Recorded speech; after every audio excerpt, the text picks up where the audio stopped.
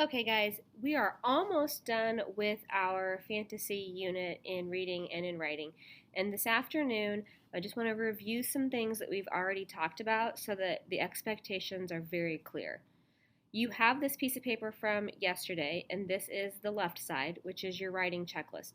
These are all the different lessons that we've done during the fantasy writing unit. We've already done all these things. You should have been including them in your writing as you went along. We talked about having a beginning and a middle and an end, and that goes along with this last one, which is it's a story, not a summary. So your summary would have a beginning, a middle, and an end, but it wouldn't necessarily have all these details in between here and here. So you have a clear introduction, a middle, and an end, thinking about the plot map that you did originally. Um, and remember, most of your story takes place in the beginning before the climax, and then less of it takes place at the end. And that's just how a normal story tends to go. Every story is different.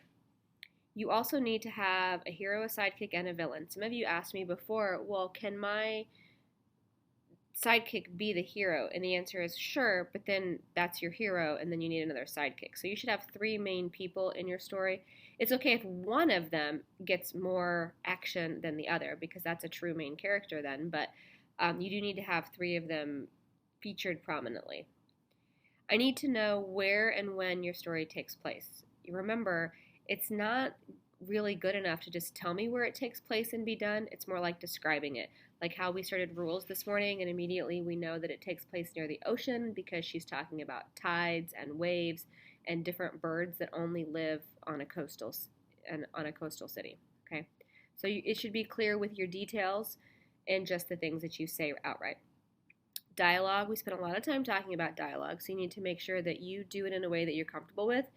At some point, you should be showing me that you can use quotation marks, and then if you want to move on to the thing where you keep indenting or keep spacing down for a new person talking, that's fine because it gets boring to say he said, she said the whole time. Figurative language. Lots of choices with that, right? Metaphor, simile, hyperbole, onomatopoeia, alliteration. We've talked a lot about figurative language this year. You can always go back in your reading or your writing notebook and find examples, but I need to be able to see that you understand figurative language. Your character has to go on a quest. Remember, it can be internal or external. Your rising action, your climax, your falling action, and your resolution. These are all parts of your story. This is how you stretch the tension by adding details to each of these parts. Okay? And then we already talked about, like with the Three Billy Goats Gruff example, that you're writing a story, you're not writing a summary. So these are all things that we've already talked about that I'm sure you've already done, but just in case, make sure you go back through your story and say, will it be obvious to my teacher that I'm showing these? Over here, this is the list for the trifold board. We talked about this briefly yesterday too. Your story is going to go on there, your character cards will go on there, the map or image, whichever one you chose to do on the e-learning day. The title, remember I told you you could use the block letters if you wanted to. Or remember, this is where you can also have something for me to print. Like I can do that. This one here, to be clear, is the one that you made. Something on that board has to be hand-drawn. So this is from that day. This, if you want to type it off and for me to print it, I can do that. At least one additional image. You can search for that. You can make it yourself. There are lots of ways, and we're going to talk a little bit about this one tomorrow on Friday. But it can be an image. It can also be like a border around on your board that goes with your theme. So like just a simple border like with lines and stuff wouldn't be an example of that. But an example like if you're doing like a deep sea fantasy and your border has something to do with sea creatures, then that would make sense as an additional image. And then details that make it look complete. What's going to separate the boards that look good from the boards that don't are things like the colored paper behind,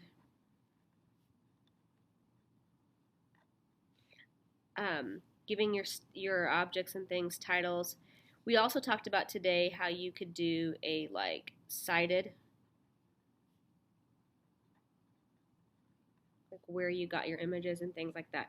So this part here is vague, but what I'm asking you to do is to make sure that you put effort into it. So what makes it look like you didn't just staple your story to the board, slap a title on there, and walk away? Something that makes it tie all together. I wanted to talk to you again about the timeline. Friday afternoon, anything that's ready to be printed so that you can begin your boards on Monday. You want to make sure you've shared that with me by Friday when you leave, so we'll talk about that again tomorrow, but it's not too early to start sharing things. You don't have to wait until Friday to share it. You can always start sharing it now. But the idea is that Monday morning, you'll have the board. I'll have everything that you sent to me printed off, and then you can start. If there are things at home that you want, like, ooh, I want to use my glitter glue pen, I want to use my permanent markers, I want to use my paint because my teacher already packed her paint. If there are things that you want to use that you're allowed to bring to school, please feel free, okay? If you want to bring supplies, you'll want to bring them for Monday morning, and then you'll use them Monday and Tuesday, and then you'll take them home on Tuesday afternoon. That way we don't just leave them here. This room's already a mess, but that's what we're going to do. On Monday, we'll spend time working on the boards, and I'll show you some more examples of that. But these are all the things that you need to do. So today in writing, after you watch this video, you're going to make sure that these things are all included. Are there any things that you need to do better? Are there things where you could put more effort in? Then that's what you need to do today. There is no, I'm done with my fantasy writing, I've got nothing to do. Job 1, did you do these things well, or did you just do them? Job 2 would be, all right, what can I make to add to my board? Even if I've already done the things that are required, what can I do to make it better? If you've got time, there's no reason not to put forth more effort, because what else are you going to do today during writing? You should have at least 20 more minutes before recess, okay? So my expectation is that you spend the time, you put in the work and the effort, and that on Monday you'll be ready to make a really cool board.